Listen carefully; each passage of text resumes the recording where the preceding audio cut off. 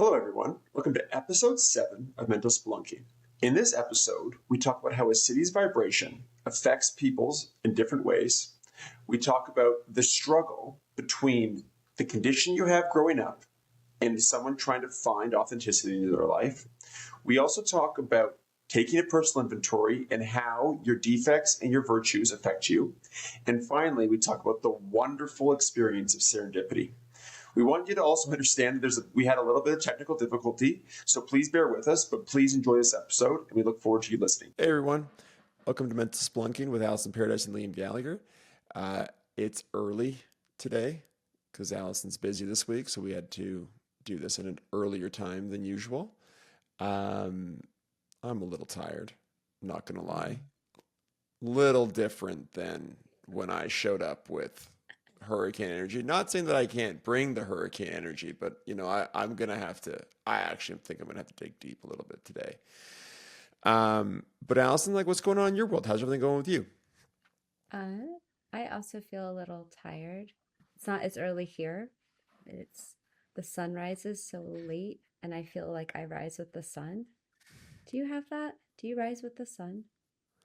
Uh, when you live in Calgary, you kind Yeah. of it's a little different. So like in the summertime, the sun just rises at, 6 o'clock in the morning or 5:45 in the morning. And then come wintertime especially with daylight savings time. By the way, I can't stand daylight savings time. I just can't. I still, if there's any farmers listening, I understand that like supposedly we did daylight savings time for you, but it just really sucks in the wintertime where I live because when the sun was rising at 5:45 in the morning in Calgary in the summertime, in the wintertime, it feels like it doesn't rise until like 10 o'clock in the morning. So Oh I just, no. so it's, maybe that's a little bit of a hyperbole, but like it doesn't feel all that light even at 8 o'clock in the morning. And then the sun sets at like 5. So so it's quite depressing in that regard. It's wonderful in the summer because the sun doesn't set till late, like almost 11, especially during Stampede. But uh, yeah, no, I don't rise with like if I rose with the sun in Calgary in the wintertime, I don't think I'd ever get anything done. What's Stampede? Oh, Stampede? Stampede is the largest outdoor rodeo in the world in Calgary. In the winter? Yes. No, no, in the summertime. In Oh, the summertime. okay. In the summertime. So in the summertime. So when I was talking about Stampede, sorry, I should have been very clear there. Stampede happens in the summertime. So it's actually really nice. So it happens like the first little bit in July. I think it's 10 days and it's a rodeo. So you have like everything from like chuck wagon racing to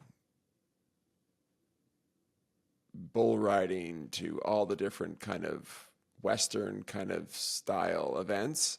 Um, my uncle actually won the Stampede. He does this thing called horse cutting where you have to take a cow away from its herd and then keep it away from its herd. So he actually won one year, which is pretty cool. Wow. Um, yeah, it's very cool. And anyways, and then there's like a kind of like an amusement kind of fair style thing with rides and games that they just steal your money and really bad food. There's also a huge like trade show happening at this thing called the Big Four, where like you can go and look at pretty much every single product, and then there's tons of concerts happening. So it's like a really cool time. Wow. Um, it's a very cool time. But the best part about it is the sun doesn't set till like 11. So like it's just a Yeah. lot of fun. Yeah. That seems very random to me. Calgary being. Was there a lot of Oh, rodeos or Calgary's like a very ranches? Calgary's like a very Western city. Okay. People for some odd reason think that we're a bunch of rednecks. We're kind of like Texas. That's kind of how I view us. We're kind of Really? like Texas. Yes, it's an odd thing like Texas though, because we have a lot of like plains, like eastern Alberta is very flat with lots of plains and lots of farmland and whatnot. But then if you go west, we have the Rocky Mountains. So like Yeah. at least we're not like Texas where it's just flat and hot. Like we at least have the mountains and we have glaciers and all this really cool stuff. So we kind of get the best of both worlds. We get the cool, nice plains, and then we also get the mountains. It's a nice little juxtaposition. Yeah, I'm wondering, I was trying to reflect, where did this opinion I had of Calgary come from? And I realized it's because there was a guy my freshman year in college who lived across the hall from me who was young. I think he was 15 or 16. And he was from Calgary. He had gone to, I think, Exeter, I don't know, some private school in the States before coming up to university. And he was very erudite. That's the best word to describe him. I have no Um, idea what that word means. he was very like proper and put together and well Uh, spoken and very just kind of like, and he was a literature major, I think.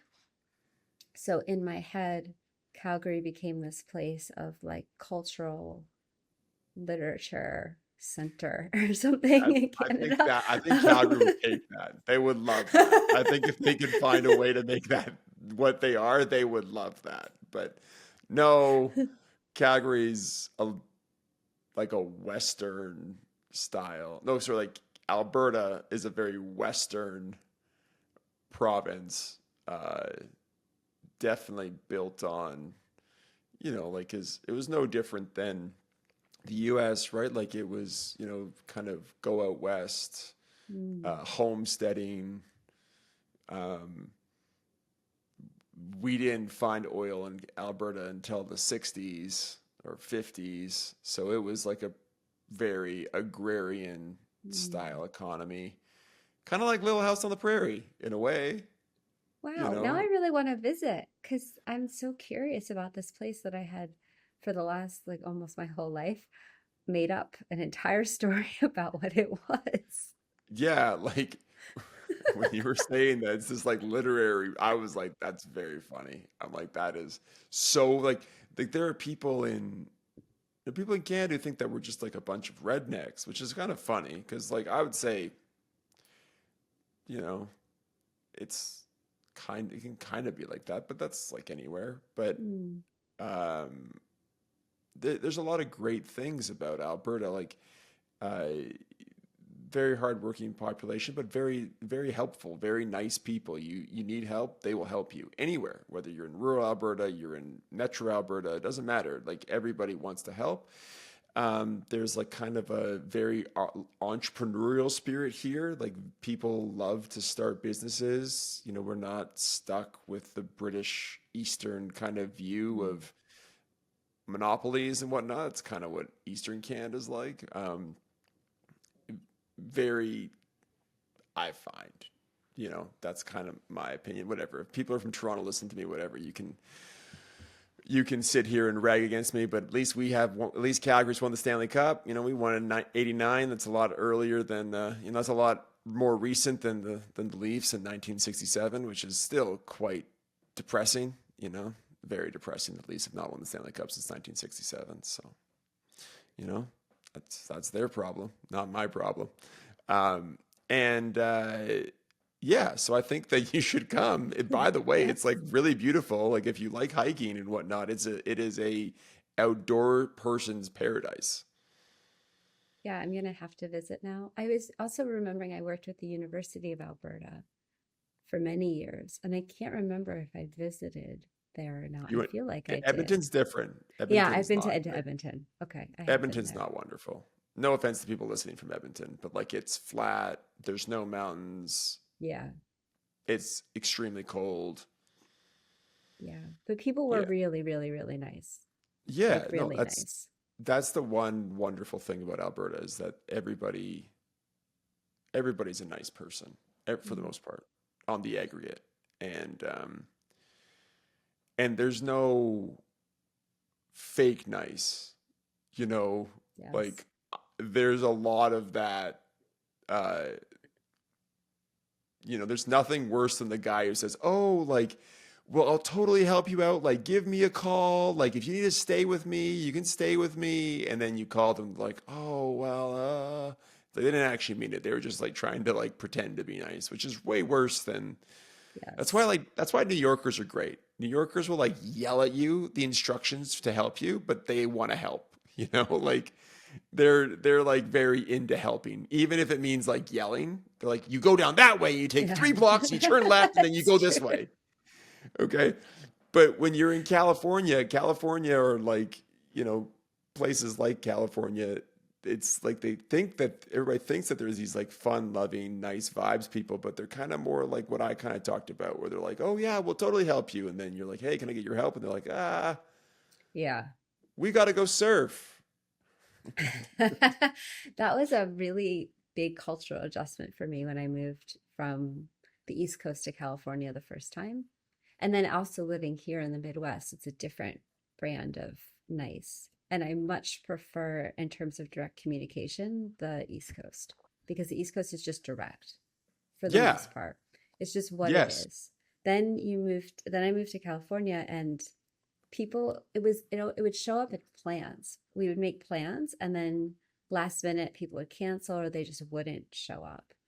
And at first I thought, my gosh, like, I don't know what's wrong. Like, I took it personally. Of course, I was really young, and I thought, like, something must be really wrong with me. All these people just bail on plans. And I forgot there was a term for it, but I had forgotten what I used to call it now. But there was a term for this. California flake. Like, people would just flake out. That's what they call it, flaking out. And you started to get, like, after a while, at least I started to get, and I feel like other people there as well would just get used to it. So you would anticipate that somebody was going to cancel on you at the last minute. And I'd lived there for maybe a decade when some neighbors came in from Germany, and then they experienced that, and they had the exact same reaction of, "Oh my gosh, what what is going on here? We make plans and then people cancel, and is there something wrong with us? How come you're the only one who like will follow through?" And I had to explain, so it's just cultural there. And it's strange because then you feel like you can't really count on very many people because you don't know if what they're saying is true, you know? Yeah. Like, so first off, that's just fucking lame. Like, let's just call a spade a spade. Like, that's just lame. And I understand what you're talking about, but if you use it, let's say you were going to go play doubles tennis, okay? And only 3 people show up. That sucks. Yeah. Like that guy or girl that didn't show up completely screws over your plans. Mm-hmm. Or if you want to go play golf and you're going to be in a foursome and some guy doesn't show up, then some random can get put with you. And that's Seems like the worst thing that could possibly happen like it could be based on your great. face. Like you could meet someone that becomes your best friend for the rest of your life, or it could just be 4.5 hours of horrible, just like get me the fuck out of here. Because you're stuck with this person for 4 hours, maybe more. But this is the kind of stuff that drives me insane, and is that just becomes accepted behavior. I got a friend of mine who lives in New York, and I know he listens to this podcast, so I hope he likes this reference. Is he'll be like he'll just show up like an hour late, and he knows he's gonna be an hour late. And his friends they just be like, "Oh yeah, that's just how George operates." And I'm like, dude, like that's not like that's like not cool. Like if you're gonna show up for dinner somewhere for like, if you say you're gonna be there at 8 and you showed up there at 9, like I'm not waiting for you to eat. I'm just gonna like order my food, and then if you show up, I'm done. Like, hey man, you can eat by yourself. And he tells me, he's like, I've actually had friends just do that to me. They're like, yeah, we left. He was like kind of just like incredulous. He's like, how do you How do you do that? And anyways, we had to kind of like shift his, but he was smart and he shifted his like way he operated. Um, so in my view, I think that that's something that you need to like at least he found a way to change. But anyways, I think that that's kind of how I look at it.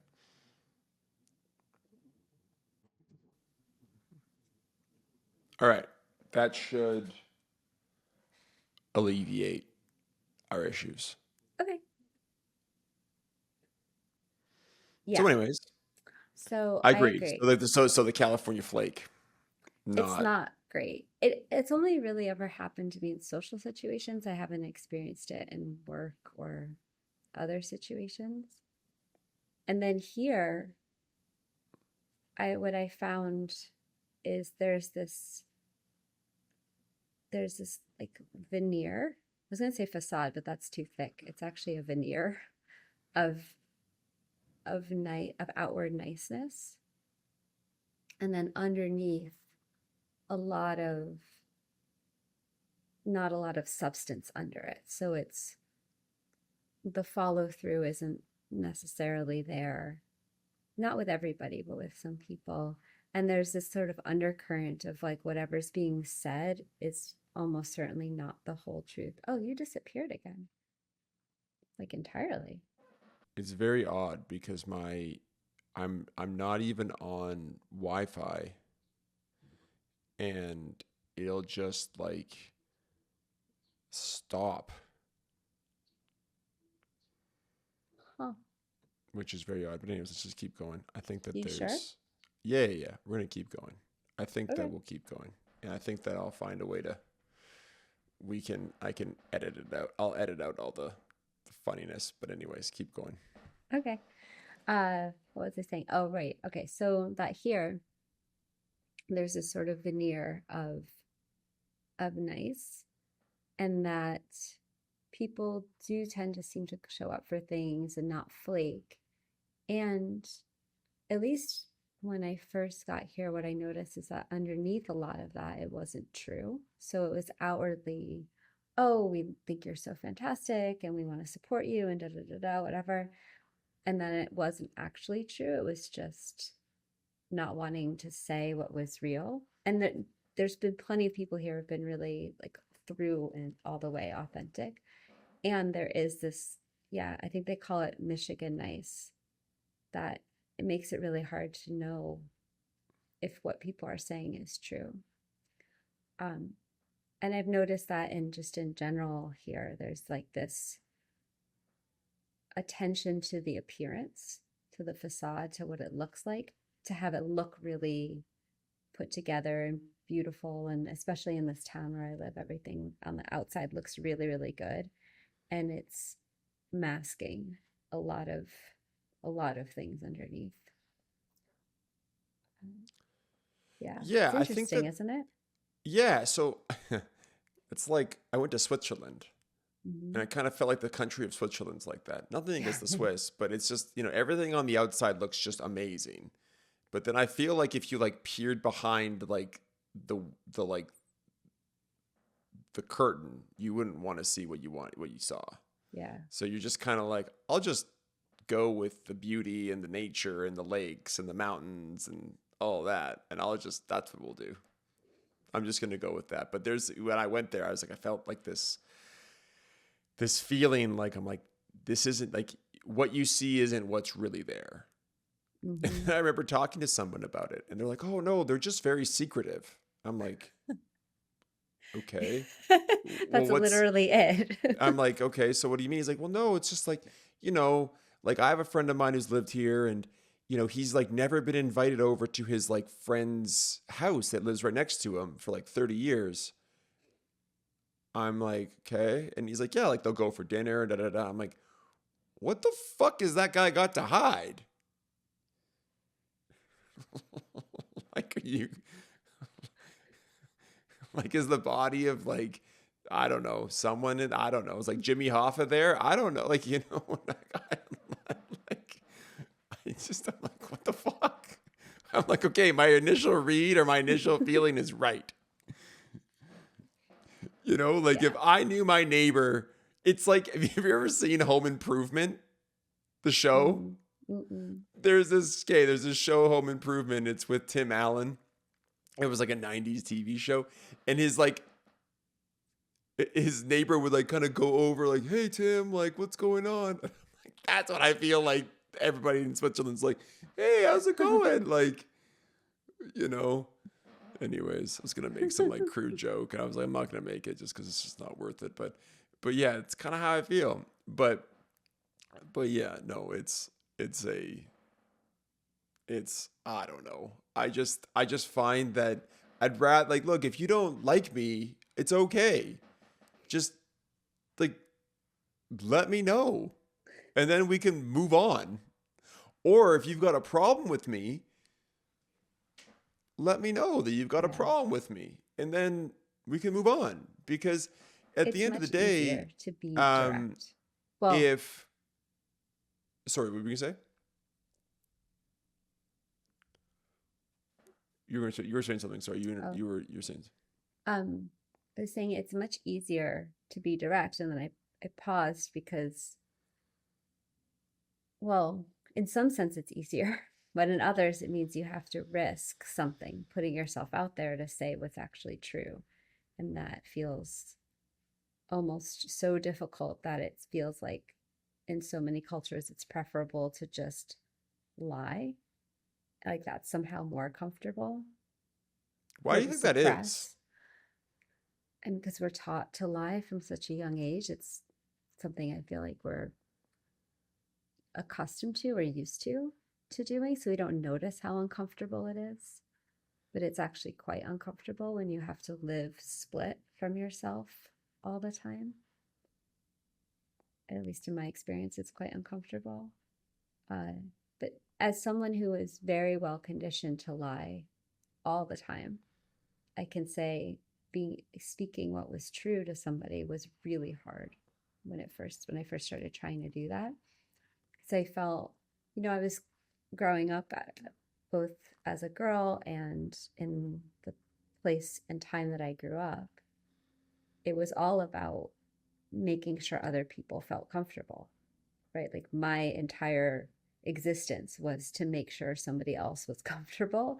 And anytime I made somebody uncomfortable, I was punished. So it was really well conditioned into me to have that feel normal and better than actually saying what was true. I used to imagine that I would be contorted into whatever shape or whatever it was that people needed in any given moment, because I would show up and then people would be like, oh, I don't like this. And so then I'd be like, oh, okay, I've got to like twist myself like this. Is this better? Do you like this better? Are you more comfortable with me like this? Should I be like this? What do you need from me? I can twist in whatever form you want. And that it's absolutely bananas that should be more comfortable than just saying like, nah, this is me. Well, that's so exhausting Yeah. because you have to be so hyper vigilant about what people want of you. And so you're having to suck so much energy from the external world in just to kind of figure out how you're supposed to be. Man, that's just, it's like amazing, like what the conditioning we either had growing up or, which is, I think, a little bit more distorting, is the conditioning you thought you needed. Yeah. Like, because as a kid, you don't know. Like, you get your first read and you're like, okay, well, I guess this is where I should go. Mm-hmm. Um, but then you become an adult and you become this just sack of meat walking around. You don't even have anything. You're just what everybody else wants. It's like, be this, be that, be this. Yeah. um and then you just go home and you go and like cry in your bed being like, well, who actually is, like, who am I? You know, it's a very existential question, but I agree on the conditioning. I think it's very, I think it's a little easy. It's easy.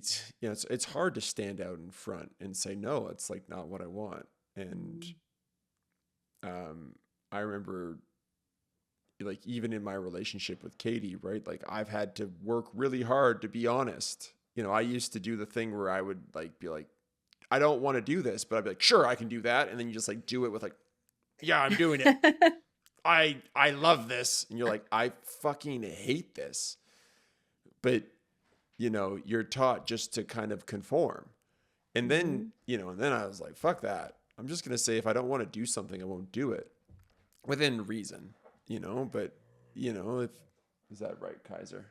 Sorry, my dog's just a little restless. Oh. He's like, I'm going to lie down. But yeah, I think that's the, it's hard to express yourself. It's hard to say, I don't like that. Hey, I don't think that's right. Mhm. Um, and it's hard to kind of stand up for who you are and who you want to be. It's a lot easier just to be like, well, my parents told me not to be emotional, so I won't be emotional. My parents told me to conform, so I'll conform. My parents told me not to rock the boat, so I won't rock the boat. Like, okay, so then you're just like kind of like a non-playable character. You're just like everybody else gets to determine what you are in this game, and you just kind of just take it, which sucks. Yeah. It's really difficult. I feel like because we all grow up in some way or another like that, conditioned in this way. And then it can be really difficult to know, one, to be aware that it's happened and that you're not expressing what's actually true, especially as we get older. And then two, to know what even is. I'm reminded of a class that we did yesterday. We work with some people online in an alternative school. So the kids in this school, I think almost all of them come from a family that at least seems to recognize the things that we're talking about here around conditioning, and the family seem to have um, a real desire to ensure that their kids have as much freedom and ability to express themselves as possible. And so yesterday we're having a conversation about the masks that we put on and that we wear for other people in different situations. And the kids started sharing story after story after story of how they're noticing that they're putting on a mask, behaving like someone else, because they're concerned about how their peers or the people around them will respond to what is actually true for them. And it was really illuminating in the sense that here's a group of kids whose families are intent on trying to make sure that they don't have these experiences, maybe not don't have these experiences, but aren't wearing a mask all the time and aren't trying to suppress themselves. And yet the cultural milieu that we live in still teaches them to do that. So they're still able to share all these stories. And almost every single one of them was noticing that a peer or a group of people wanted them to behave in a certain way and feeling like they had to conform to that, even though it felt really uncomfortable. And some of them really like outrageous situations. Like somebody's hurting one of them and they're like, well, I don't want to upset their feelings. So I just say it doesn't hurt, you know, like a really basic thing, but it's also really heartbreaking to hear that it just goes well beyond the inner family and into just our society as a whole and our culture as a whole, teaching us that when we fall down, it's better not to cry. It's better to say, I'm okay. You know, when someone twists your arm and makes you bleed, it's better to say it didn't hurt than to say that person really hurt me. It's really interesting. It is. It's interesting. Like in an extreme way. Have you seen the Dead Poet Society? I have seen that. Okay, good. This is another movie that we've seen. So it's very similar to the main one of the main characters where um, his dad has essentially said to him, you are going to Harvard. You are going to be a doctor. This is what you're going to do. And this guy is always like, yes, sir. Like, what can I do for you, sir? Type thing. Yeah. And Robin Williams in that movie plays this character called Mr. Keating, and he's all about teaching these kids to think freely and to be individuals. And this one kid ends up wanting to be an actor, and he goes and gets the lead role in Midsummer's Night Dream. And there's a great scene where he like is talking to Mr. Keating, and he's crying and really sad, like, you know, I don't know what to do, and da da da da. Like, my dad told me that I gotta quit, and Mr. Keating's like, okay, well, like, just, you know, you gotta go tell him how you feel, and blah blah blah blah. And then in class the next day, he's like, oh, I talked to him and he's mad, but he's very happy. But I felt like Mr. Keating kind of knew that the kid was probably lying. Like, no, you didn't tell him. And so, anyways, he comes out on stage and his dad's there, and you can see him. And at the very end of the movie, at the very end of the play, his dad kind of like tells him he's got to leave, and Mr. Keating comes up to him as his dad's trying to, you know, as the kid's trying to get into the car, and he's like, yeah, I thought you did great, da da da da. And the guy's dad comes to Mr. Keating, he's like, don't ever come around my kid, ever again. Anyways, look, this is an extreme movie where like the kid ends up killing himself. But the saddest scene in the whole movie is when he's gonna stand up to his dad when his dad and his mom are in the room, and his dad's like, this is what you're gonna do, and you got to give this up, and blah blah blah blah blah.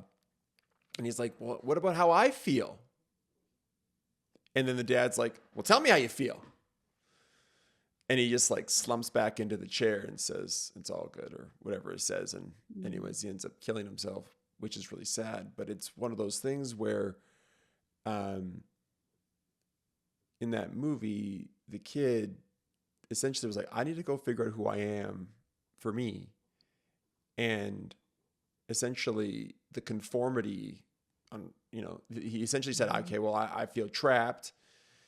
I feel trapped in this ability to conform, and the only way out for me is to kill myself, which is quite extreme and quite sad. Yeah. So, you know, I think that the conformity that you talk about and the being able to express yourself is a very difficult thing. And I think that society, you know, like, you could sit here and say, oh, well, the dad's an asshole. It's like, yeah, the dad's an asshole, but the dad is only doing what he thinks is right for his kid. That's all he's doing. He's just doing what he thinks is right. But he just never asked his kid if that's what his kid wanted. And it's easy when you're 12 or 13. It's like, okay, I guess I should go to Harvard. I guess I should be a doctor. I guess that sounds all fine and dandy. But you also kind of want to get out there and express yourself and figure out who you are. And if you want to become a doctor, great. But do it because you want to do it, not because some militant dad told you to do it. It just becomes really difficult to know what's true after so many years of, like, even when you're 12 or 13, you've now had 12 or 13 years of conditioning. And as we're speaking, I'm reflecting a bit on how there isn't a fault here. You know, I think we like to place blame on something, but there isn't. It's not like there's some mastermind of society, right, that's decided we will create these rules of conditioning that will suppress people and limit them like that. These are things that almost certainly arose in response to whatever experience some person had at some point. And then they became cultural norms. There is a really, I'm probably going to mess this up, but it was a a story I read recently that I really liked, or I felt like was illustrative of this point. And it was about some tradition where, and this may even be apocryphal, but I'm going to share it anyway, where many, many years ago, it was one of the Eastern traditions where there was a cat that was wandering into the monastery when the monks were praying or meditating or focusing on what they were doing. And so the cat was, I think, tied up during the prayer. And then, or during that part. And then, fast forward 400 years and it's part, or 500 years or whatever it is. And now it's like written down that when you do this part, there has to be a cat that's like tied up just outside. And it's those sorts of things. I mean, there's lots of examples of those things. I like that one because it's so unbelievably absurd. And just no one thinks to question I could just see why. the people running through the town and be like, give me a fucking cat. Just give me a cat. We got to do our meditation. I got tied up. I'm the one today that has to get the cat. So give me a cat. It's just so funny. And like, obviously there's something about this that feels somewhat made up, because I don't know how they would have worked out the truth from 500 years prior. But in any case, I like it because it's so utterly absurd and really speaks to how little we question the water that we swim in. And to realize that it wasn't like out of malice that somebody then wrote down, we need to make sure a cat is tied up. Somebody really believed that that was really important because of what had been passed down prior. And it was really important for those people in that time when a cat was just wandering through, disrupting their service, but it wasn't universally true. So I feel like that's the real challenge at getting at what is true for us, is being able to really parse through a lot of these things that we take for granted or just assume to be true, that upon closer examination turn out to maybe not be universally true or not true in the way that we thought. I just want to, I was just had the thing pop in my head. So you know how Yeah. you used to go to those Gurdjieff things in Yeah. Santa Cruz? I could Mhm. just see, like, if a cat rolled in, it could go one of two ways. It's like, they're like, oh my God, get rid of the cat. We're trying to be so serious here. Get rid of it. Or some guy's like, oh my God, Gurdjieff has come back as a cat and he's come to listen to us talk. So we must make sure that we know what we're talking about because he will tell us if we're wrong.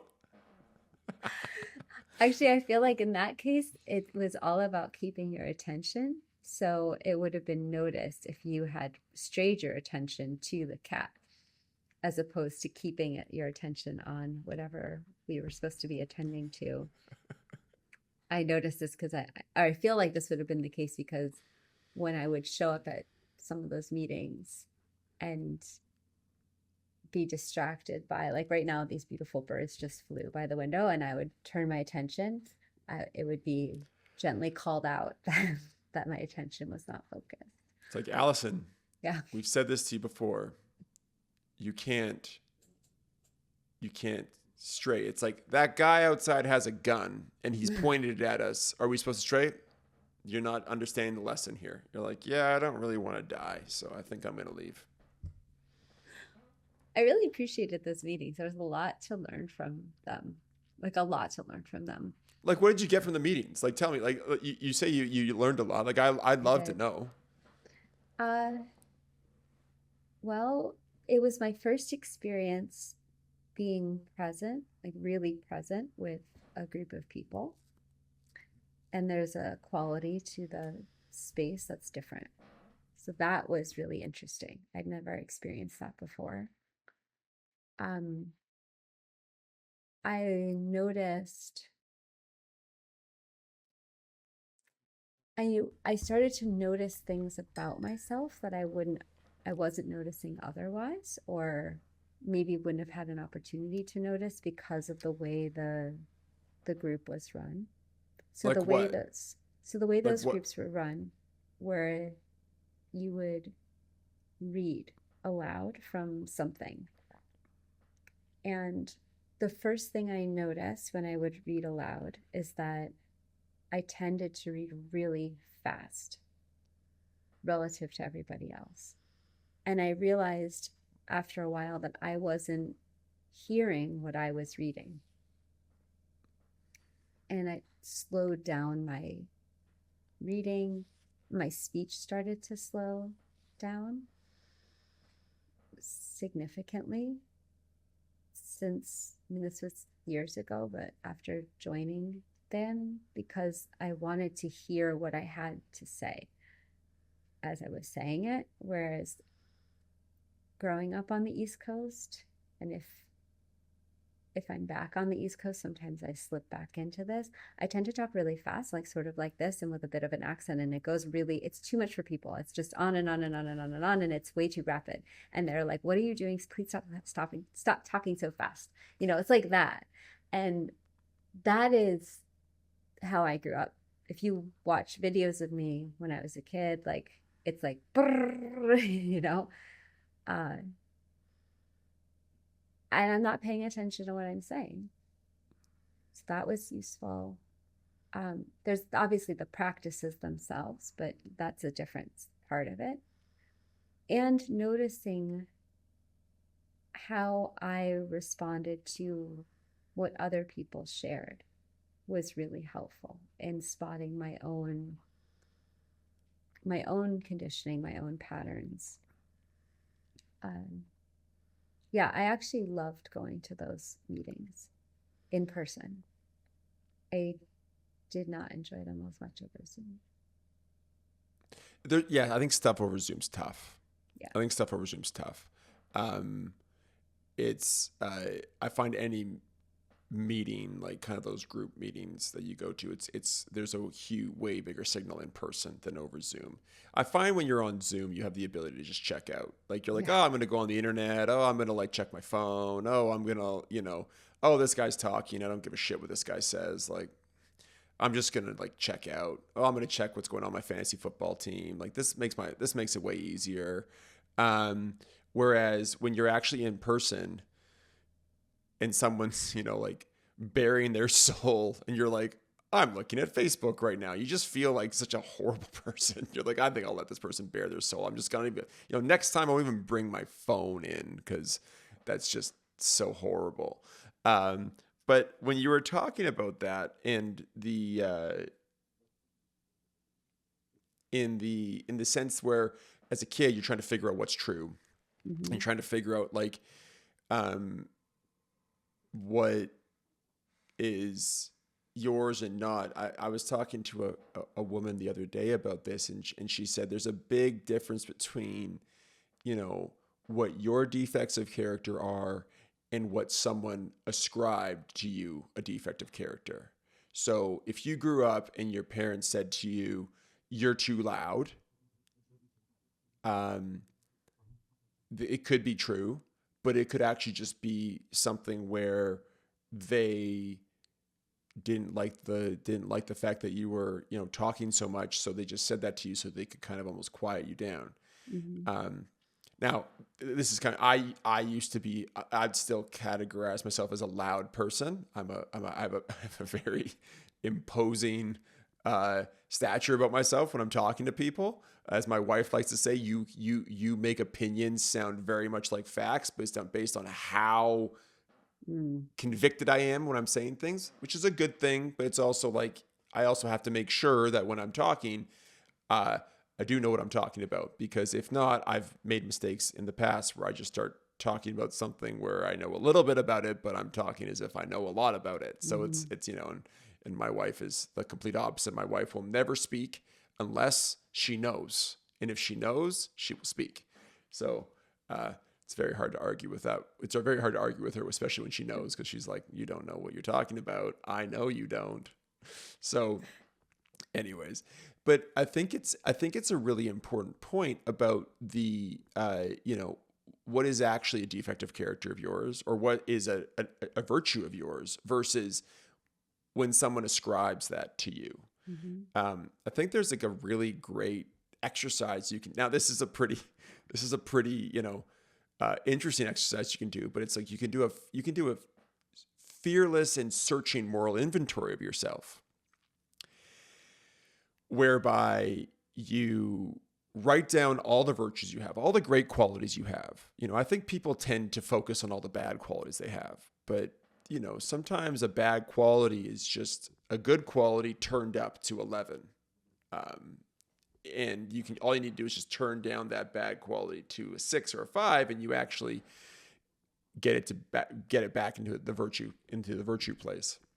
But you also write down all your defects of character, and then you write down all the resentments you have in your life with people. Like I did this a couple weeks ago, and the stuff that came up was so funny. The resentments I have were so funny. Like, I still resented my high school volleyball coach for cutting me when I was in grade 11. And when I wrote it down, I laughed. I was like, I've been holding on to this for 21 years.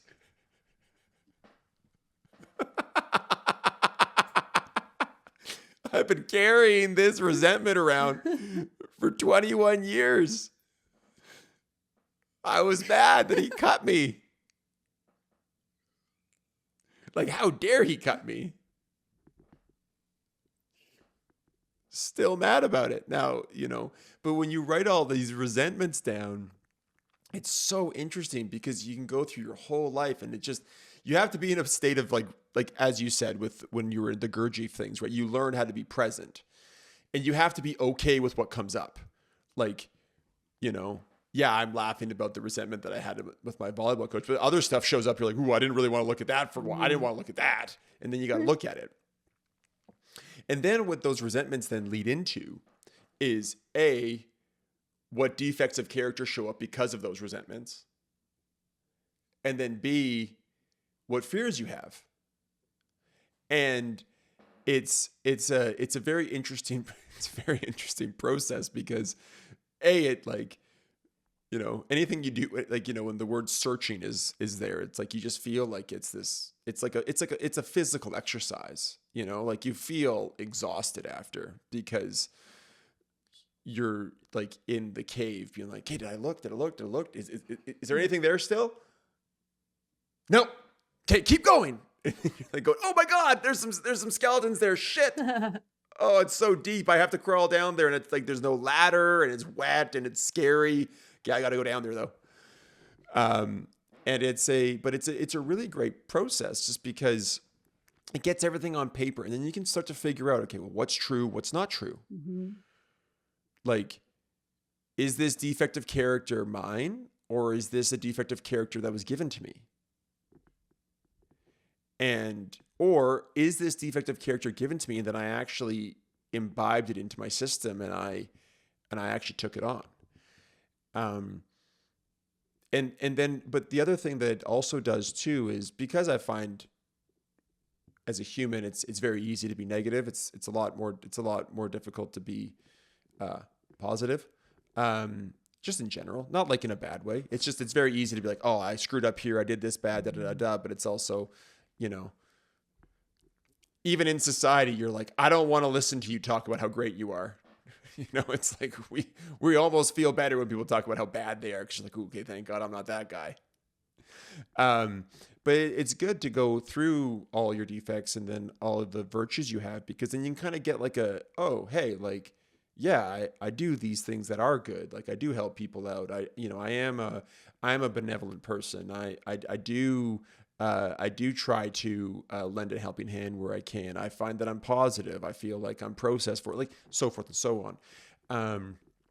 But as well, what it can do is it can also show you, wow, like I find it way easier to find defects than I do virtues. Well, that's something I should probably start to notice in my life. Like, what are the virtues that I have in my life? Where do I find that, people tell me that they like these aspects of me, et cetera, et cetera. It's a good way to kind of just put it out on paper and kind of see where you need to work on and see what you can get rid of. You're like, hey, this doesn't serve me anymore, and move on. I wonder, do you feel like that calling them defects and virtues is beneficial? Like making that distinction? I understand what you said about like what you just raised about being able to point to things about yourself that you appreciate. But I wonder if that framing is useful. I found it useful for me. Yeah. Just because it's pretty easy to know that the parts of the things that I do that aren't very nice. But I also think that this process isn't meant to beat yourself up. Like I want to be very clear. Like, this process is not meant to have you lay bare the horrible person you are. That's not it at all. This process is to get you to figure out, okay, like, what do I do well and what do I not do well? And we all do things well and we all do things not so well. And then to figure out, okay, how do I improve then? Like, if every time I think about my dad and I get like vengeful, like I'm like, I must like, give vengeance to this man. He's been horrible to me, right? Well, is that how you want to feel every single time about your dad? If it is, hey,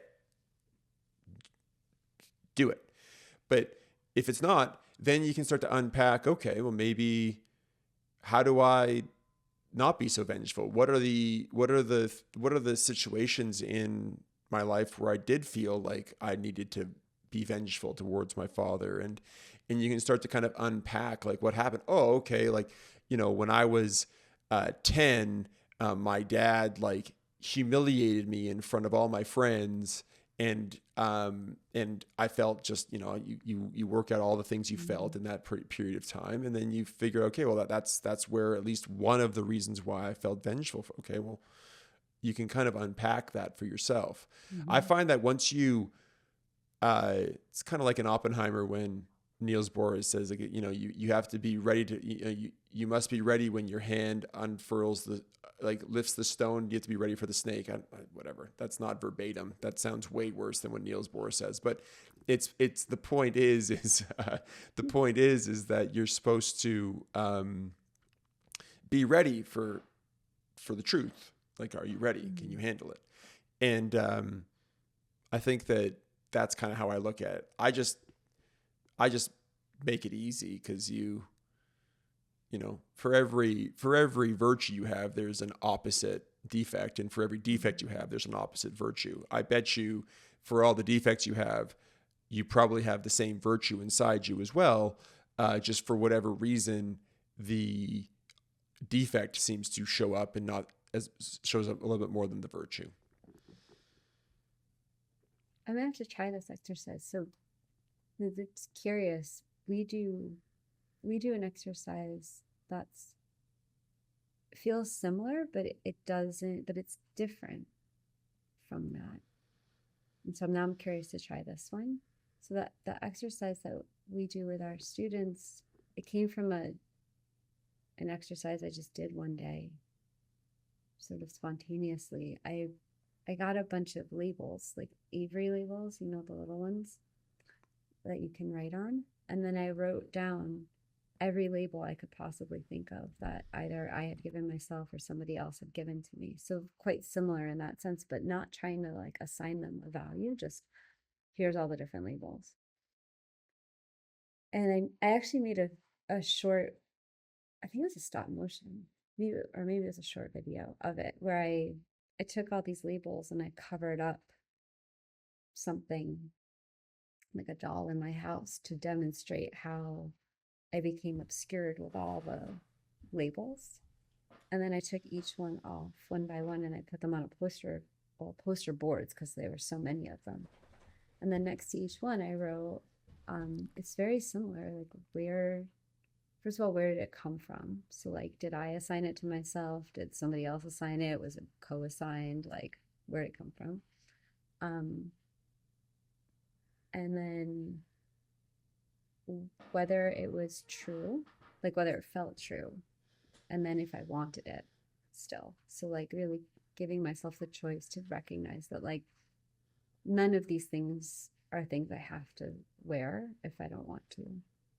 And I find this exercise really powerful, especially when we do it with the kids, because it really shows you how many different ways we can identify ourselves. And at the end of the day, they're all constructed, and none of them are, they're all limited and constructed, and none of it's actually true. And all of it's true at the same time. I guess that will only make sense if you actually go through the exercise and do it. But I'm interested in what would happen if I tried to do it the way you had just said. So I'm going to try that. The virtues and the defects. Well, and I think that so like what I did was, after I wrote down all my resentments, I had a lot of, I didn't realize how many resentments I had. I had lots of resentments, lots. And resentments about myself, resentments about other people. And then what I did was I then attached all the defects to each resentment. Mm-hmm. So like some resentments had like 2. Some resentments had like 15.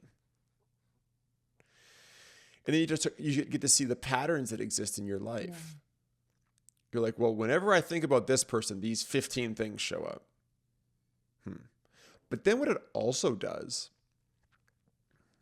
which is very interesting. I didn't think this was going to happen, but this is very interesting. You get to figure out all the people that you've like harmed or offended, or all the people that have harmed or offended you. You get kind of a list of people. And it's very good because you get to figure out, okay, hey, like what am I hanging on to here?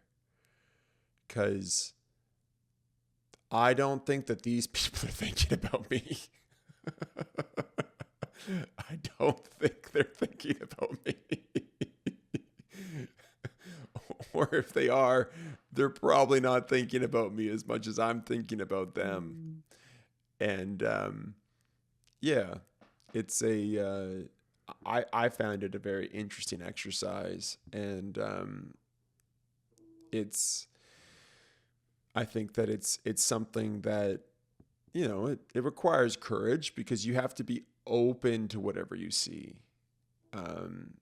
Like this isn't where you just write it down. You're like, I have no resentments and I'm awesome. It's like, great, good for you. I'm really happy that you're like better than everybody. That's great. There's, unfortunately for me, that wasn't where I was at, and I had to do this. But doesn't mean that it can't happen. But I think that I think the same thing for you, right? I think that I like the labels thing where you just write down all the different things, and then you figure out, yeah, that's true. Yeah, you know what? That one doesn't really seem like something that I do, or maybe it's something that I used to do that I don't do now. Yeah. And then you get to kind of figure out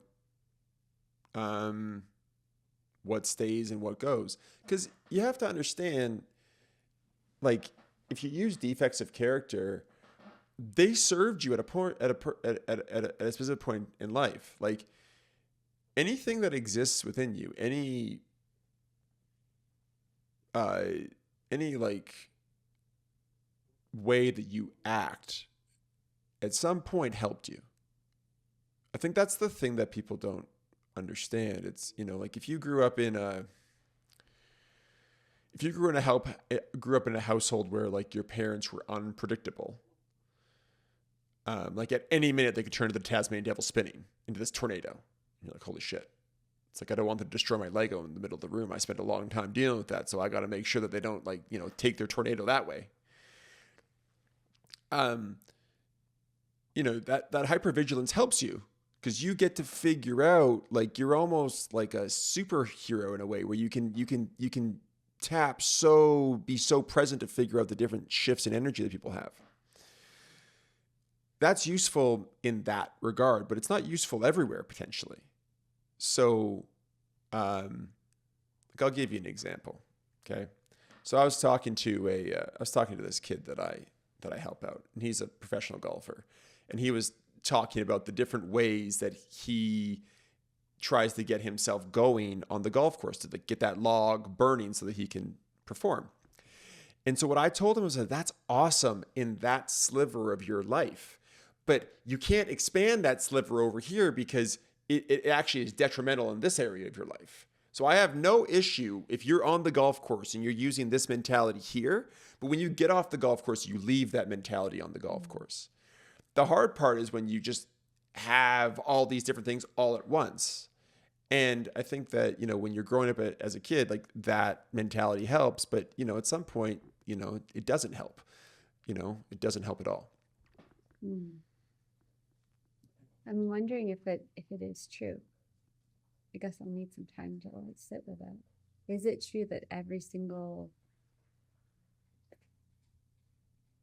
action that we would term a defect started as something that was beneficial or helpful? So the first thing that popped into my mind was something that is abusive towards ourselves. So something like smoking is abusive behavior towards yourself. So I was trying to imagine, well, when would that have been beneficial? Well, because you think you wanted to fit in, potentially, right? But that in and of itself is a conditioned behavior. So was it ever actually helpful? I'm just gonna, I'm actually trying to see, is that statement true that all of these defects, and again, I don't want to morally judge. That's why defect is something where I'm interested in trying this, but I also don't feel like I'm in a position to judge something, but I'm trying to pick something that somebody would say is a defect in character. Well, I can use the smoking example very quickly. Okay, yeah. I had a friend of mine in university who picked up smoking because he wanted to be more social. And he's like, I made a lot of great friends smoking. Now I smoke and I got to quit. But I think that, remember how we talked about the mental gymnastics? Where these spiritual groups is this true? Is that not true? Is that good or is that bad? I think at the end of the day, I think my view is that it's, you write down all the different qualities you have. It's pretty simple to know, it's pretty simple to be I'm selfish is not a virtue. Being selfish is, there are times when it's needed, but it's, if you're always just being selfish, and selfish is not creating boundaries or doing things that you need to protect yourself. Selfish is where you only ever pick what you want to do all the time, damn the consequences, screw everybody else. And you would sit there and say, or being mean, I don't really know how being mean would be something that is a quality that people aspire to have as part of their being.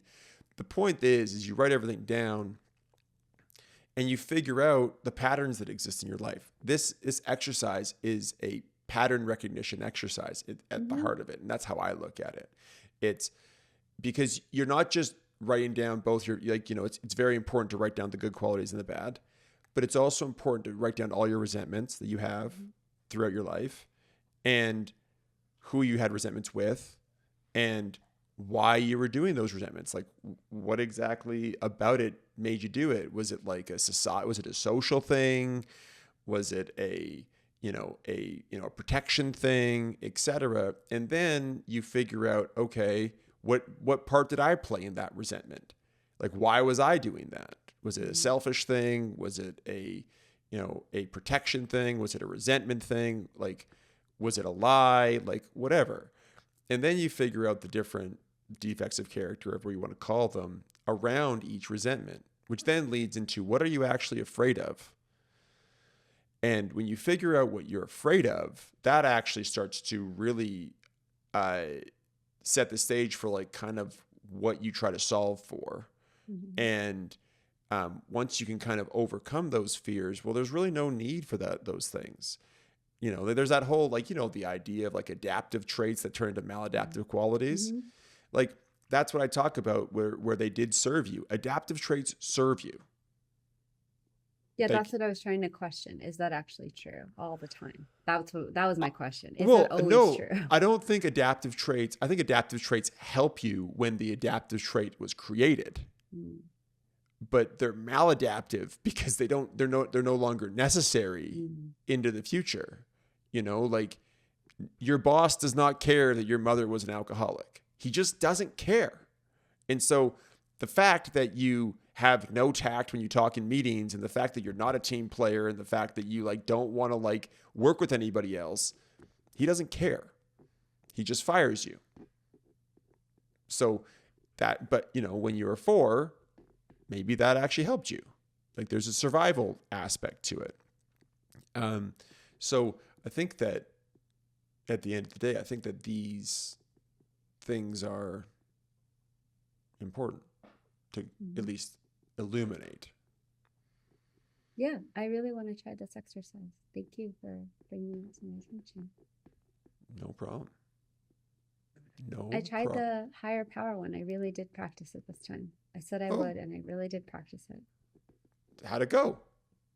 When I just said higher power, it didn't really work. But if I was specific about like this kind of like handing it off to something that I gave a name to rather than just higher power, yeah, it seemed to alleviate the, I don't even remember. Oh, I remember what I started spinning over. It was a really good time to test it, actually. I was applying for an apartment in LA, and those applications they require just so much information about past things, you know, like where you lived and where you worked. And in the last however many years, I've only really worked at 2 places. The first place I started, and now this place that I started. So I had to go back to the first one, and they wanted a bunch of information. Although I don't know that anybody actually ever calls them, but they're always asking for like mailing address and phone number and all this other stuff, which I don't know anymore because I haven't looked in a really long time. So I went on the website to try to find the mailing address and the phone number to fill out this application. And the website was new, which I'd had a feeling a few weeks ago, like a few weeks before checking this, that they were going to change the website. So I had checked it just sort of randomly, but it was the old one. The one that, I mean, it was really old. It was the one that I had started. So it was like forever ago. So I knew it was like due for a change. Anyway, I go to look at it, and on the About page, they've removed me. So they've removed all reference to my existence now from starting that organization. And I was not pleased about that. It broke a commitment that they had said that they would honor to put the history of the organization and to keep that on the website. But it was a broken promise in a series of many broken promises, so it shouldn't have been surprising, but it definitely upset me. And then I went about the day, and I went to sleep, and I woke up in the morning, and it was like the first thing that came to my mind, which is what would happen when a few years ago, when I had a really hard time with what was happening at that organization and the way that they were treating me. And yeah, so that's a much longer story. So I thought, oh, this is a perfect example, because this doesn't happen often that things ruminate, but I'm waking up with this. I really don't feel like waking up with this, and it's absolutely unproductive. Like there's nothing here for me to do, or like this is just what it is. So I thought, okay, I'm going to try this. So I tried that. Like I said, the first time I was like higher power, I was like, still on my head. And then I was more specific, and it went away. And I haven't thought about it since until this moment, and me being like, oh, I want to share that I tried this thing with you. Yeah, and I tried it a few other times after that worked, and it was really useful, like really, really useful. So thank you. I think it's awesome when you can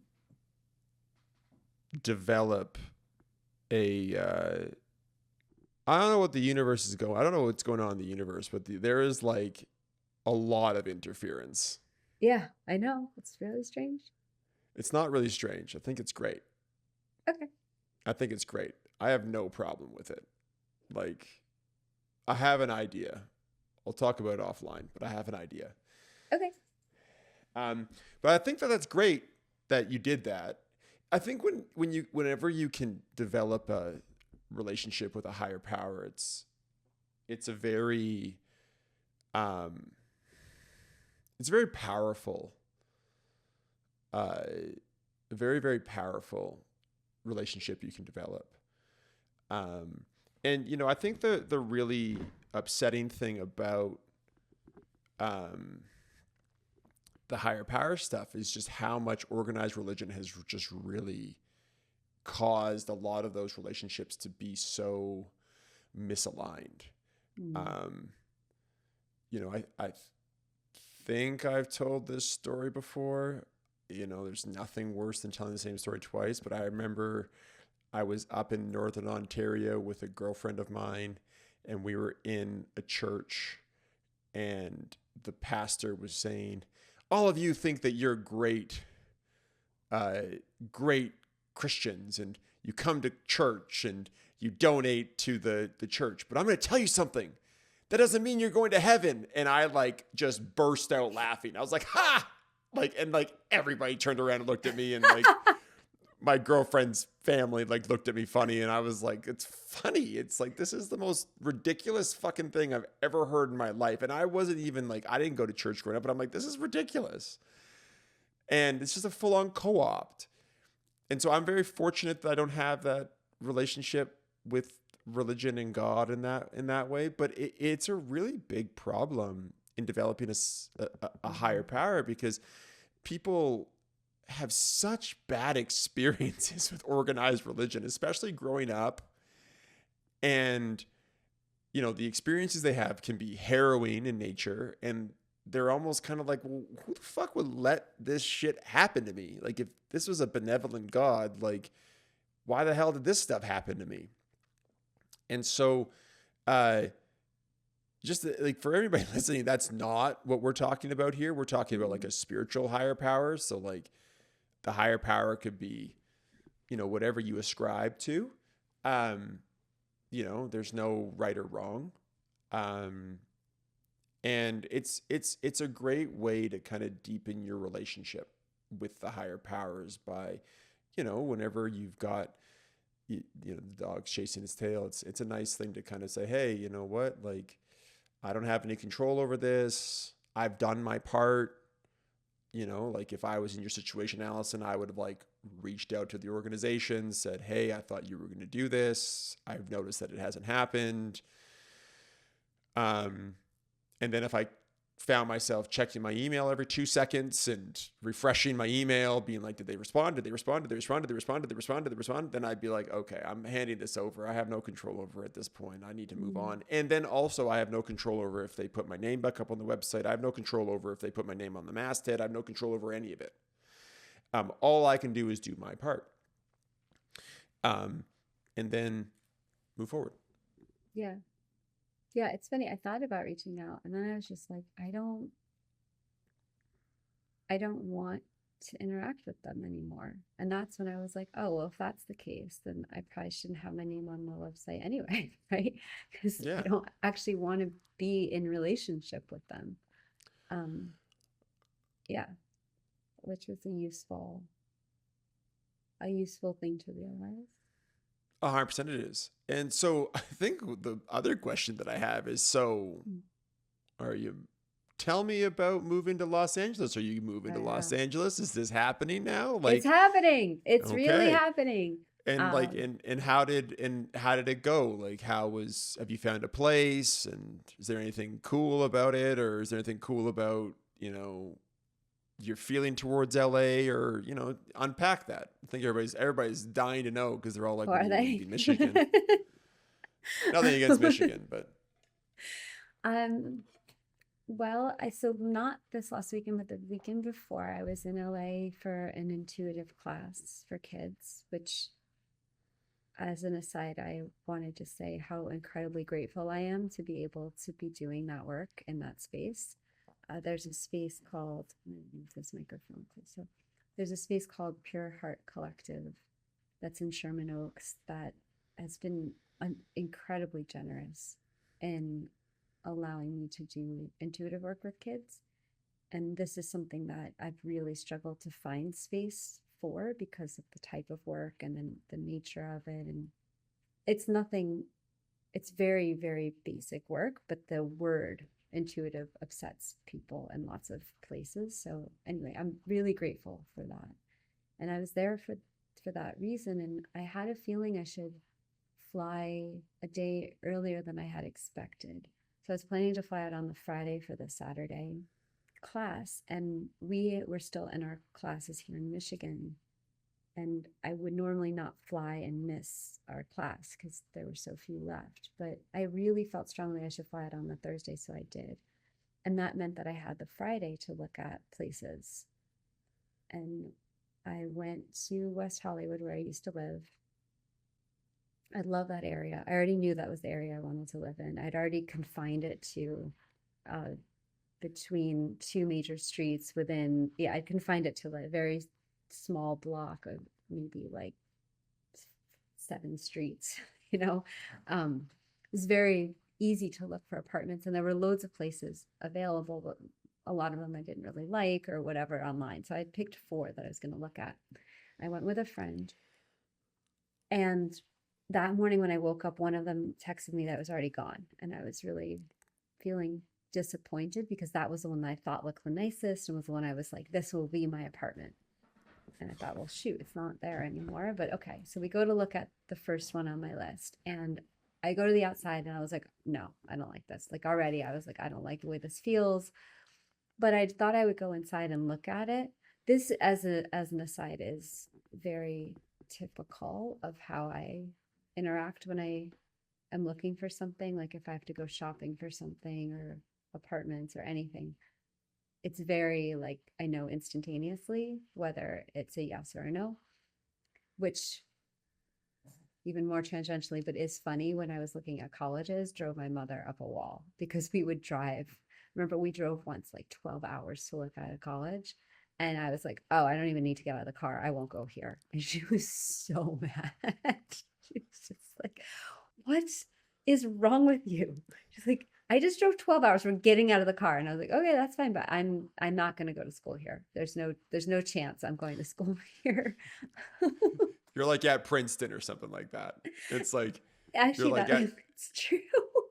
Yeah, that exactly. did happen at Princeton. Yeah, it's like you're at Princeton and you're like, there's no chance I'm going here. She's like, it's Princeton. It's great. I hate it. Yeah, that's what I said to her. That was so funny. That wasn't that instance, but there was a time we did drive to Princeton, and I said, no, I won't go to school here. And she's like, I don't understand why. And so then it became really difficult because I was being asked a lot as a kid, like, why are you making these snap decisions? What felt like snap decisions. And so I would have to try to find a way to justify them. Princeton remains one of the running jokes in our family because I said the grass, because the grass was patchy. Because it was like crabgrass and regular grass. And obviously that wasn't the reason, but it was like the only thing I could point to, right? But this is what makes it difficult when you have a feeling, it's not explainable, or like it is explainable, but not in other people's terms. Yeah. You could have shown up on Princeton and been like, hey, you know what? Like there was some horrific event that happened here and I can see all the spirits and like I can see how like there's like a lot of pain and suffering here. I don't want to go here. And if you said that to your parents, they'd just be like, maybe you shouldn't go to university. Maybe you should end up in our mental institution and then we can give you some drugs and then you can go to Princeton after that. Like once you take all the drugs, you can go to Princeton. Yeah. But then you have to like make up some excuse. It's just ridiculous. Anyways. It is very ridiculous. The excuses that I made up for all these places were so absurd. And then it just became then an argument about like, well, maybe the grass doesn't always look like this. And I'm like, it's not the grass. It's just you keep forcing me to tell you something.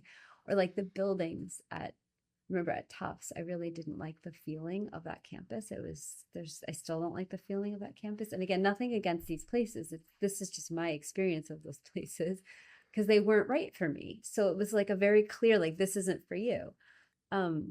So in Which any is an case, amazing, it's an amazing quality to have where you just know. yeah, It's like way better.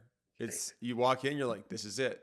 yeah, This is where I'm living, and you right. just know. And you just know. I know. I knew when I went to Brown that that's where I was going to go to school. I knew because it was perfect. Oh, it gives me chills again. Thinking about it, uh, or recalling it. So I'm in LA and I look at this apartment and I know it's not for me, but I wanted to see. Then the like thinking part kicks in, and I think, well, I should at least know if the photos online are matching the photos in person because now I'm down to like really two, and those two didn't look that great to begin with. So I'm probably going to have to figure this out online. So we go inside and it's pretty similar and it's actually huge. It's like a really big apartment um, for that area. It's like 800 square feet for one bedroom, which is really big for that space. And so I was really bummed actually that I hated it so much. It just wasn't for me. So we're walking out, and I'm like, oh, shoot, I might have to drive here and figure this out in November.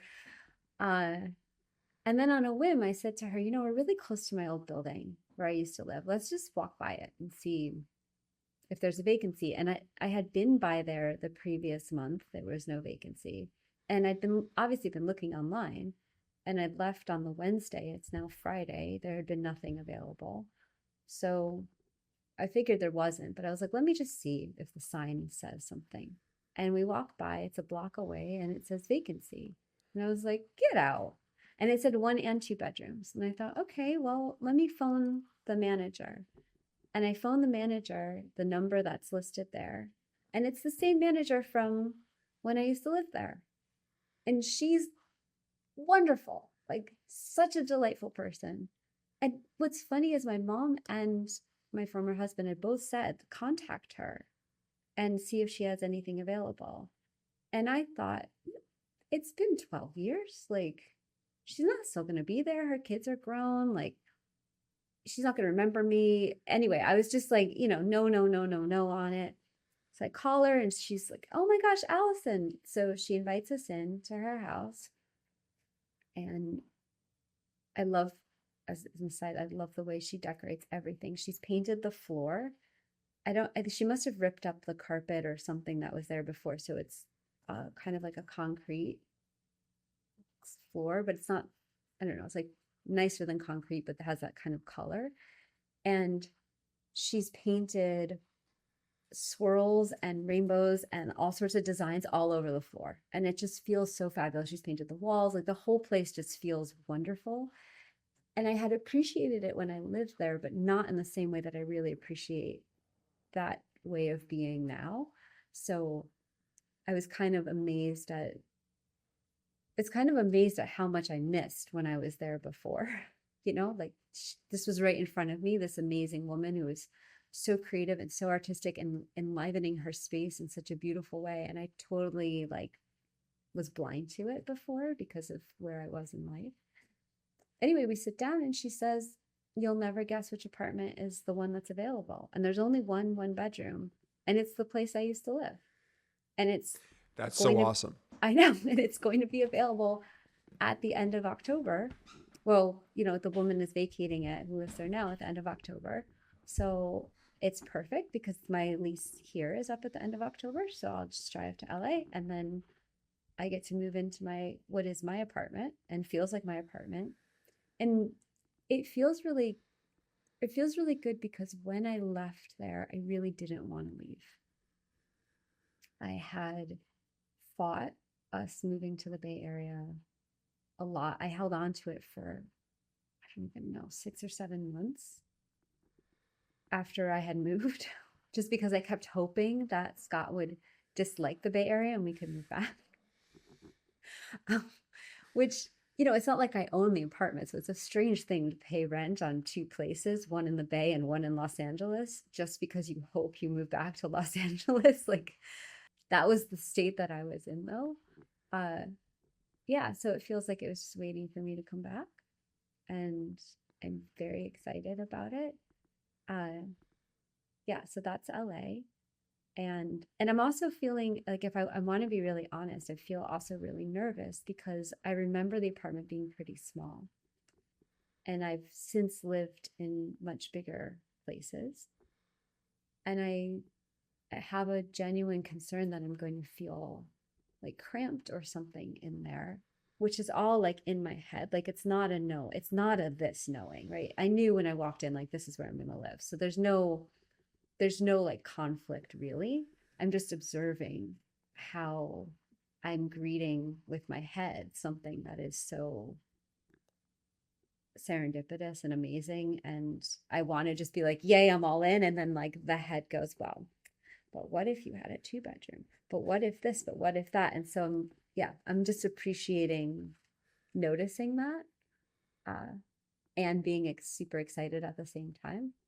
It's kind of fun. So yeah, that's LA.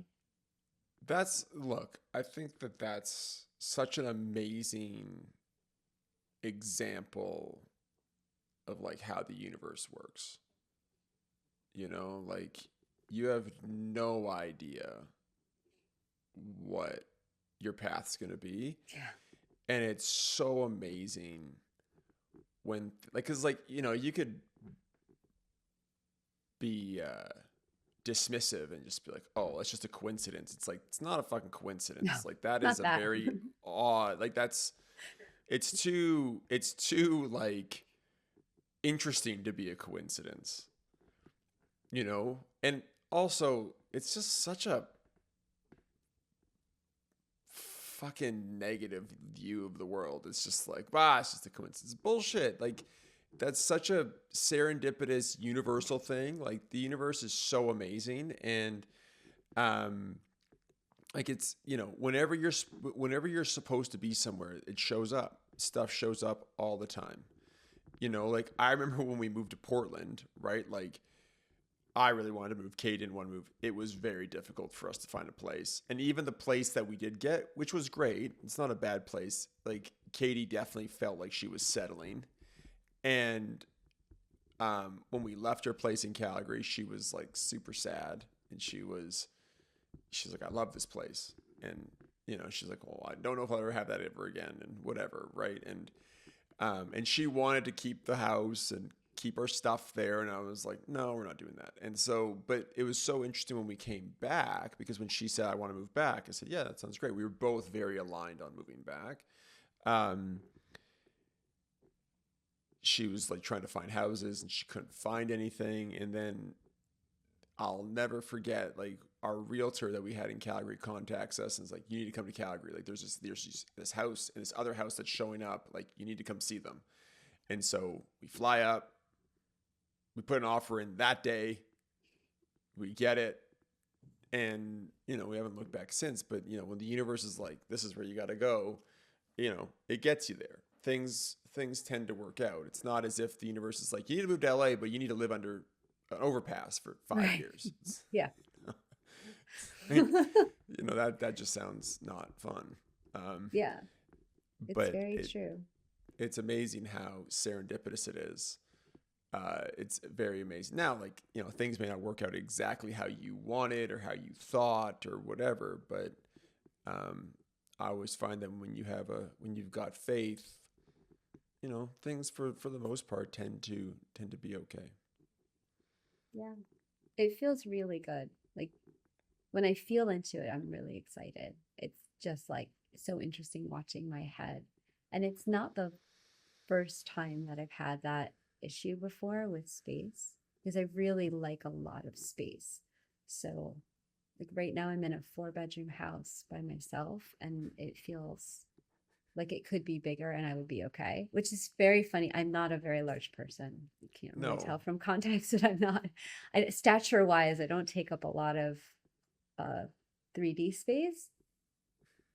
I must take up a lot of other space though, because I really like to expand into things. And what I'm reminding myself of in feeling like, oh, what if it feels confined, is that it's on the corner like this, and it's all windows here, and it's all windows here. So, and it opens up to what I love about Los Angeles. I love the city so much, is that it has this very expansive feeling to me because of the mountains. So it's I look out over the mountains. So the windows have this feeling of like, yeah, huge expansiveness. So it's not like I look into somebody else's apartment building or something like that, which I think then would make me feel really confined. So yeah, I'm just reminding myself of that and feeling really excited about it and how nice it'll feel to know my neighbors. Like that's also wild. They're the same people for the most That's part. The person crazy. I know, the person across the hall who I never knew when I lived there, and I lived there for a while. I'd never met her because she travels a lot. She's still there. This delightful man and his sister who are from Russia, they live still down the hall. That makes me super happy. I loved him. Uh, like the manager's still there. There's all these people in the building who have been there or left and came back.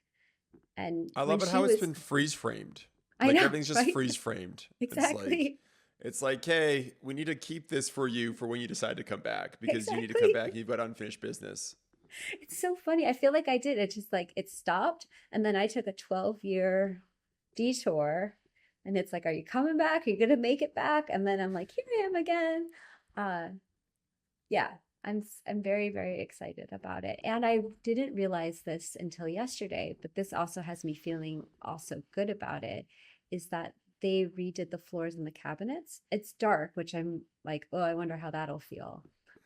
And it's going to feel like the same but different, which I really appreciate because I was a little nervous about like, will it just flood back a bunch of old memories or like how am I going to feel about this? But because the it's darker wood now, it's just going to it'll have like a reset to it. So anyway, yeah, feeling really excited about it. I'm very excited about being able to work in Los Angeles.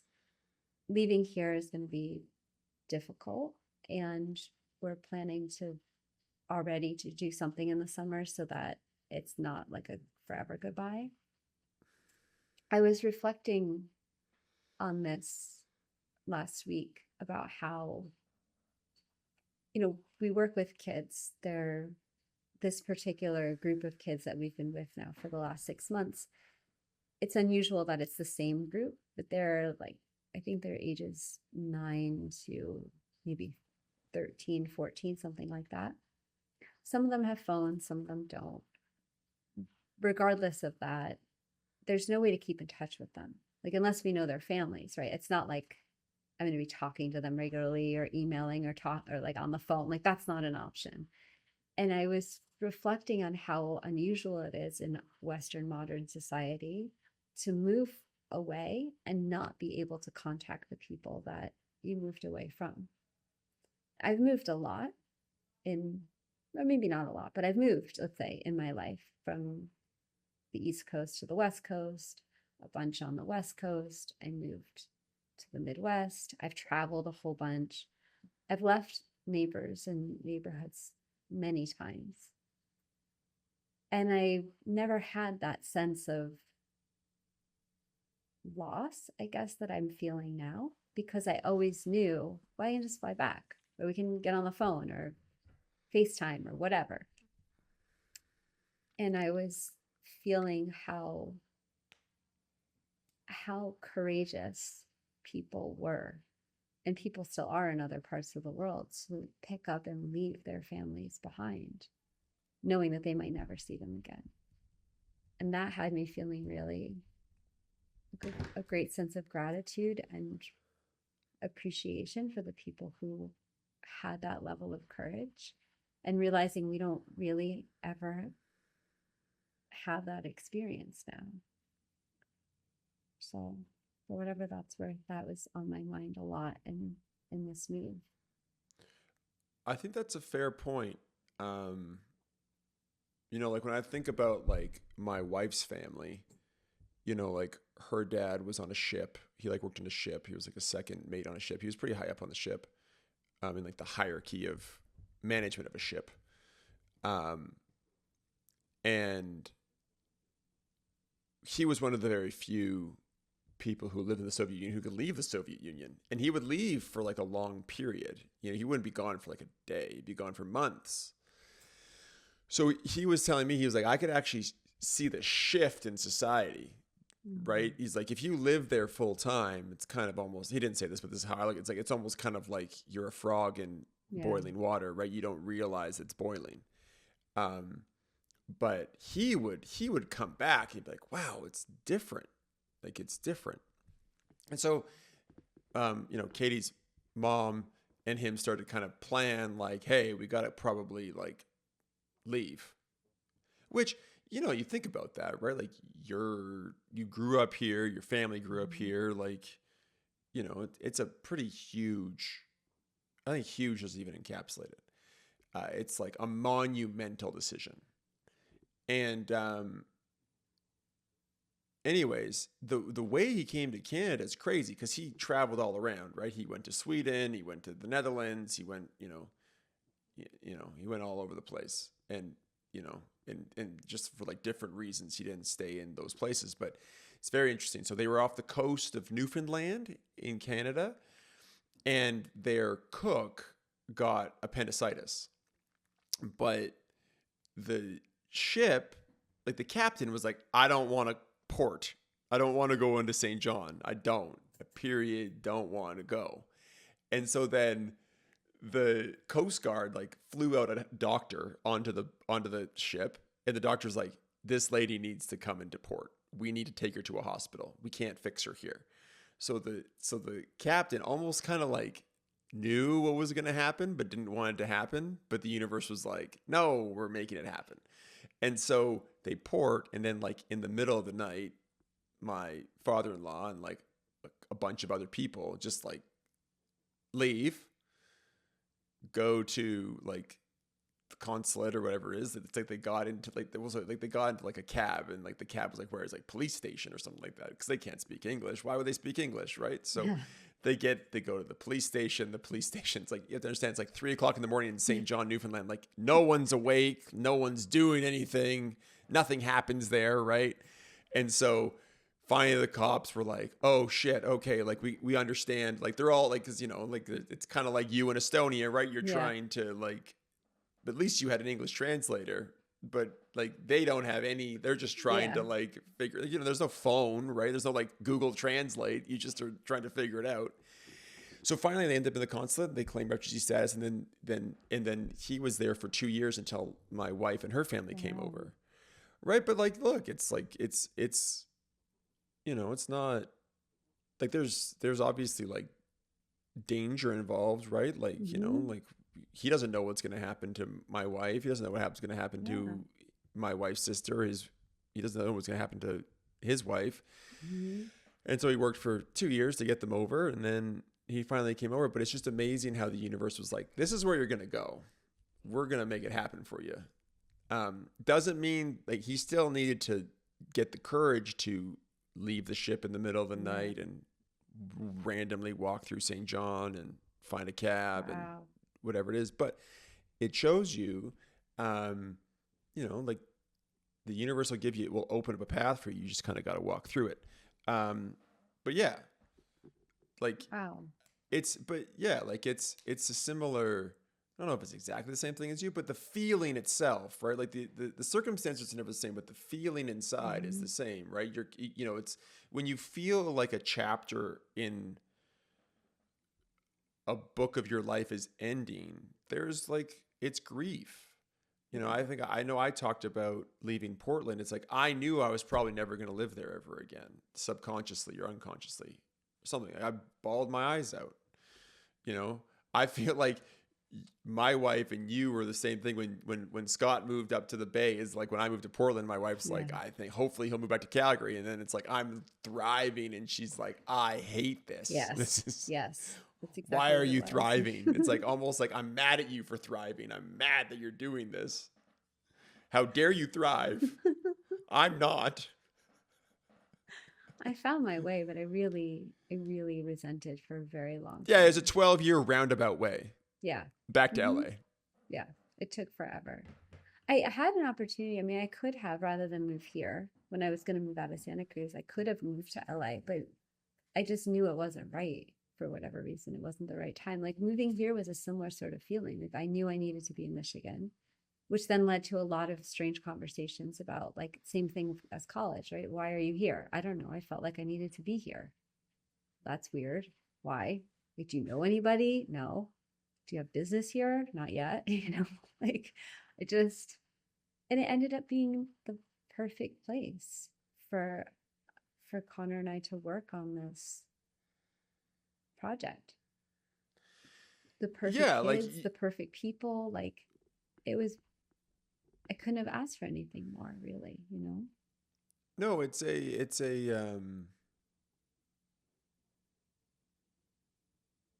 you were ready to kind of leave though. I Oh, think yeah. that's the hardest Yeah. part. It's like when your Yeah. spirit knows that you're ready, you move, but it still doesn't mean that it's not sad, because Yeah. I agree with you, right? Like it's almost kind of like, when like you're in school and you have a great teacher, but you're never gonna have that teacher ever again. Yeah. It's like so sad when in June at the very end, because you're just like, I'm never gonna have you ever again. I'm gonna get a new teacher, and that teacher could either be great or it could suck. Yeah. And I'm sure that you're like, hey, like I loved working with these kids. They were all great. Even the kid that punched me in the stomach. Like, as much as I didn't like that kid, I still, didn't like the fact that he punched me in the stomach. I still liked going to class and whatnot. But there's also a knowing where you're like, this is probably it, especially at least in Michigan, like for the most part. Yeah. For me, I'm hoping we can keep the program going without us, like to teach people how to run this so that the kids still have a program. And like I said, we'll come in the summer. But yeah, it's time to, in a very real way, I've outgrown here. Like I said, I need a lot of space. So take up space. That's a great thing. And now you're going from a 4-bedroom house to an 800 square foot. It's not going to be that big. This is not that big. This is much smaller than 800 square feet. Oh, exactly. It's like, it's funny. It's like my uncle was in France and he was staying in a hotel room where he was like, I have to eat, shower, and sleep in the exact same spot. It's yeah, it's better than that. But I mean, I'm not good at figuring out square footage. But if I had a guess, I would say it's like maybe 600 or 450, maybe 500. I was thinking I should ask her just so I could measure out stuff so I know. Yeah. Well, because you have a container there. I've got 2 containers there. Yeah, exactly. I think it's going to be one container goes in and one container gets donated. That's a good idea, because you're like, there's no way I'm doing the storage thing. I'm not doing the storage thing. No. We'll have to do storage for our art supplies though. That was the logic argument, That's for a business expense though. Like it's the art supplies. I know, but it's the art supplies. I'm just saying, it's a business expense. It's like, hey, I'm not, like, I'll get the nonprofit to pay for the storage of the art supplies because it's for the nonprofit. It's not like it's not like you're like a Renoir in training, where you're like, I'm bringing my art supplies with me because you never know. Yeah, that's true. This is true. Yeah. So we'll get because the nonprofit is so new, everything feels like it's the same. My ability to live comes from the same pile of money. So being economical with all of it is good. Yes. But yeah, I will have to get a storage unit for the art supplies because they will not fit in the apartment. Actually, I did think though, maybe I could put them out on a porch because it hardly rains. Are you on like a second floor, or are you on like a main floor? Oh, okay. Well, that's good. At least no one will steal them then. No. No one will steal. No one's stealing like used paintbrushes. You would be surprised. There's a lot of people that live in Los Angeles. Yeah. You never know. Maybe some guy's just like, fuck it. I need something to keep my time going, so I'm taking this shit with me. If somebody wants to steal the contents of those very large bins that weigh like 70 pounds each, they are more than welcome to have. They're more than welcome. Yeah. Exactly. If they really need those used paintbrushes, they can have them. They can have them. Exactly. You could even like see the guy like walking down the street, and you like look at him, and he kind of knows. He's like, you're like, you can keep them. Don't worry. It's fine. I just know though. Like I know that you have them. All those little acrylic paints. Everything's just so heavy. That's why I'm like, there's no way. Because if you take anything of value for the art supplies, it ends up being really heavy and bulky. And there's just nothing. What are you going to do? Take a bunch of canvases and walk down the street with them? No. No. No. Yeah. You just never know. You never know what someone might find as treasure. Well, you know what? Then if that's what they're really missing in their life, like I said, then just take it. I don't care. 100%. It's Right. totally fine. Make it It's great. like it's like in university when you just like leave shit on the sidewalk. You're like, Yeah. just I don't care. Someone take it. Exactly. Just take it. I'm not moving. I'm not taking it with me when I move back. No. Yeah. Well, friend, this has been really fun. This has been fun. Yes, Yeah. I think this has been a lot of fun. And I Yeah. think that it's a good place to end it. And we appreciate you guys listening. We apologize for all the technical difficulties, but the technical difficulties were worth it. In my view, in my estimation, they were worth it. Maybe not for you guys, but they're worth it for us. So, we appreciate it, and we look forward to talking to you. We look forward to talking again soon, and unpacking some other very interesting things. All right, guys, have a wonderful day. Bye.